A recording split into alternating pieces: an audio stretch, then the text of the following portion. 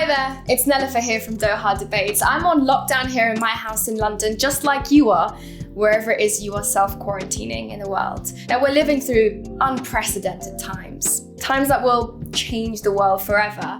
How we respond to the coronavirus pandemic will affect our future, but it also gives us an opportunity to remake it. I talked to one of the world's most famous intellectuals, Yuval Noah Harari, whilst the coronavirus was still developing in China. Harari's multiple best-selling books cover the breadth and depth of human history and ideas. We discussed what divides and unites people in modern times, the future of humanity, the potential benefits of technology, and the rise of digital dictatorships. But first, I really wanted to know how he thinks about these broad trends in history that define us. Because some of the stuff that you've done is quite life-changing for a lot of people who read it, or thought-provoking at least. So how do you do that? I'm interested in big questions, and I let the question lead me wherever it goes. I mean, I don't remain within the confines of a single discipline. Usually, if you are really engaged with a big question, you'll have to cover, half a dozen disciplines at least. If you're thinking about capitalism, so if you only stay within economics, you won't understand anything. You can't understand capitalism if you don't take into account psychology, if you don't take into account ethics, if you don't take into account ecology. We covered a lot of ground in our conversation, and since then, the coronavirus has changed almost every aspect of our lives. But what's remarkable is that Harari's thoughts are even more salient now in the wake of the COVID-19 pandemic.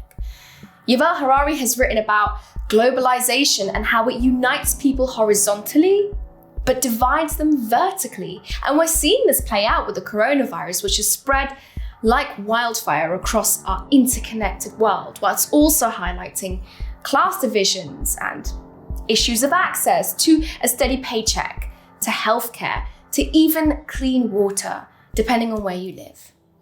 We see that not only people are more connected all over the world, so your life is very intimately affected by an epidemic in China, by a political crisis in the US, by an economic crisis in South America. It can have immediate effect on you. Right. So for most of history, people lived in small units.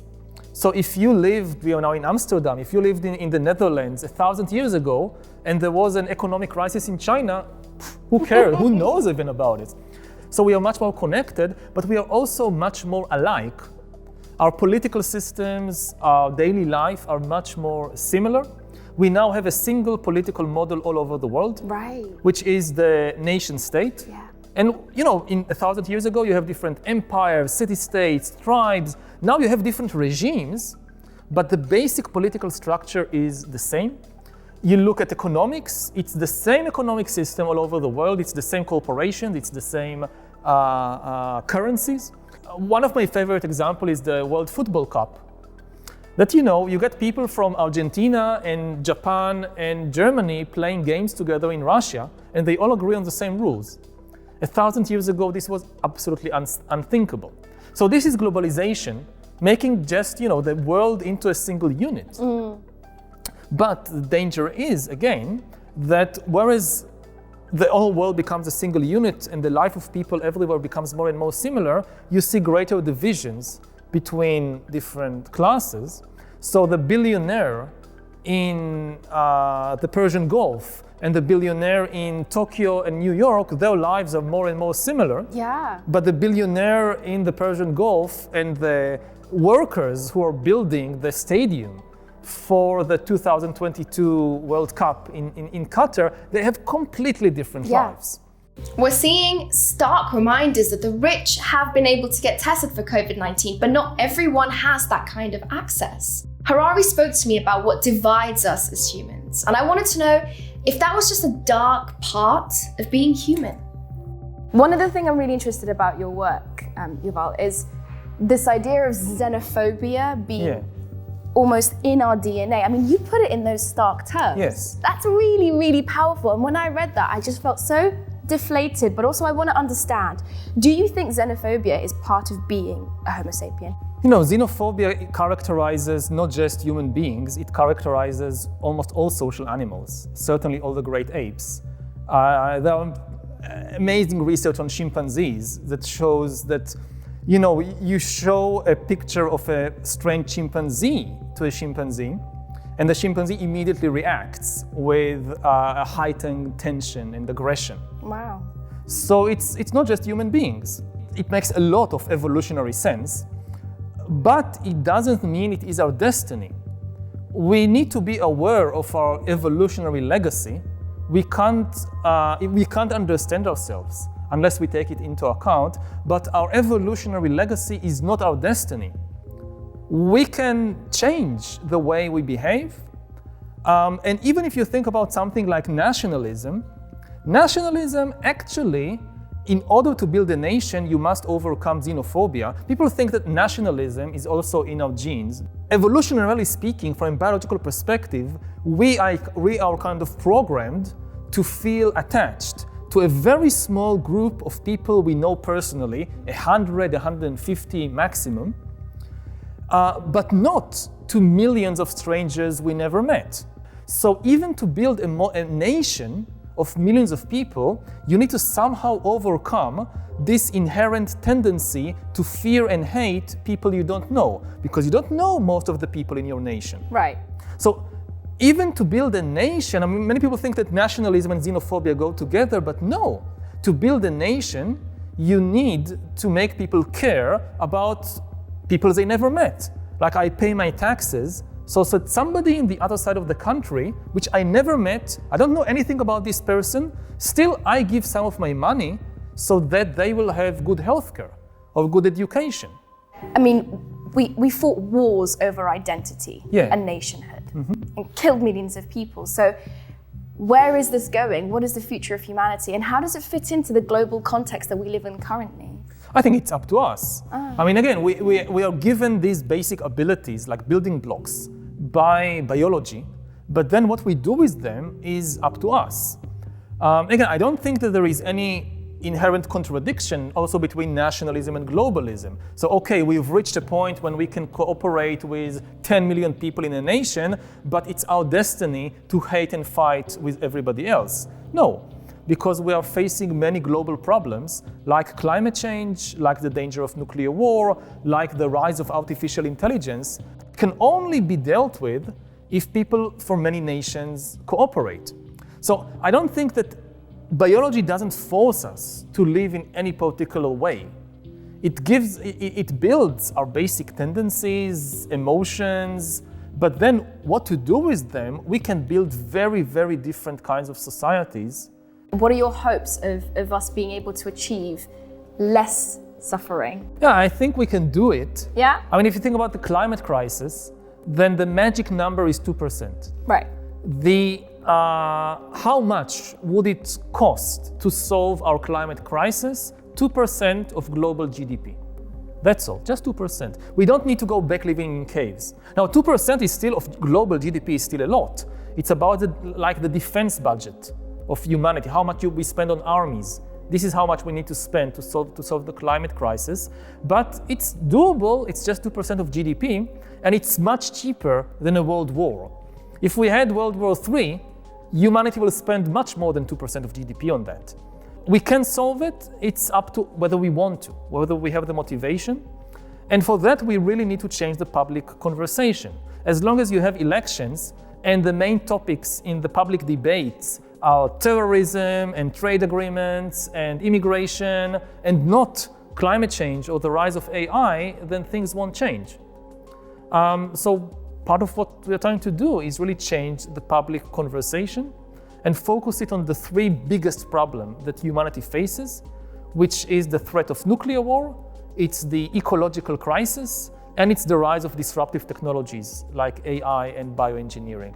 These should be the three topmost subjects in the political debates all over the world.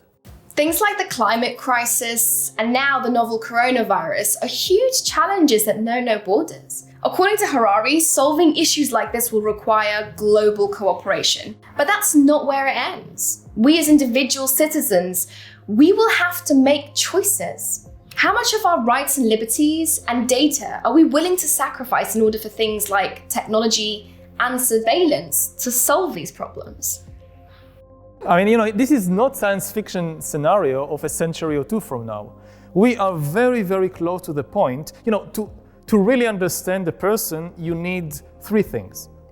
You need a good knowledge of biology, because we are animals.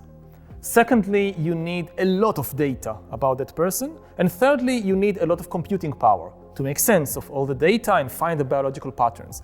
If you have that, you can know the person better than he or she knows themselves. So, it can be good. For instance, in the medical field, I can have a device that follows my blood pressure, my heartbeat, my brain activity 24 hours a day, not intrusively, just collects data with biometric sensors, and recognizing patterns can discover cancer when it's just beginning. I don't feel anything is wrong with me, but my smartphone already knows there is a tiny, tiny tumor beginning to grow somewhere in your body. Go to the doctor immediately. Right. And this will make healthcare much more cheaper and better. The downside is that the same kind of system can recognize not just diseases, it can recognize your personality type, it can recognize your political opinions, because all these are also processes in your body and in your brain. Right. So, in 5 years or 10 years, you want a job somewhere, the employer says, I don't want your CV. I don't want you even to come to a job interview. What can I know from meeting you for 10 minutes? It's nothing. I want access to your data. Or even forget about it. I don't want access to your data. I have access to your data. But leaders in countries across the world have used the threat of things like terrorism to grab power in unprecedented ways, particularly through digital surveillance. And now, because of the coronavirus, people are being asked or forced to hand over more personal information in an effort to keep the disease from spreading. So what happens when these measures remain after the disease has gone? I asked Harari about his fears surrounding artificial intelligence and our political systems, and about the risk that arises when governments go digital. I think the worst case scenario is the rise of digital dictatorships, a new kind of dictatorship that never existed before in human history. For the first time, a dictatorship could follow all the citizens all the time and know not just where they go and who they meet, actually what they think. Like, you listen to a speech on the radio by the great leader, and they know how you actually feel. You can smile and clap your hands, but if you're angry, they know.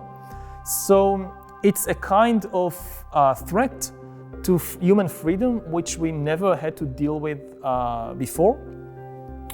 And we see the growth of these kinds of systems in many countries around the world today. We are still not there, but in 10 years or 20 years, this can happen. Again, it's not inevitable. I think that the big advantage of democracy over dictatorship is that democracies are usually far more willing to admit their mistakes and try something else. With a dictatorship or an authoritarian ruler, they try something, it doesn't work, the economic situation gets worse, the social situation. They never say we made a mistake. They always blame somebody else. You have internal traitors or external enemies, it's because of them. We need more power to deal with these dangers. So they always just about accumulating more power, they almost never admit mistake. And therefore, in the long run, democracies are able to adjust and adapt and reinvent themselves much better. We've seen it before in the 20th century. Democracy faced three big crises in the 20th century, with the First World War, with the rise of fascism, and then with the rise of communism. Every time people said, this is the end of democracy, now it's the time for fascism, or now communism will take over the world. And every time, democracy reinvented itself and came out stronger. And I hope and think we can do it again in the 21st century. If we don't kill ourselves first. If we don't kill ourselves. Yuval Harari, thank you so much for talking to Doha Debates.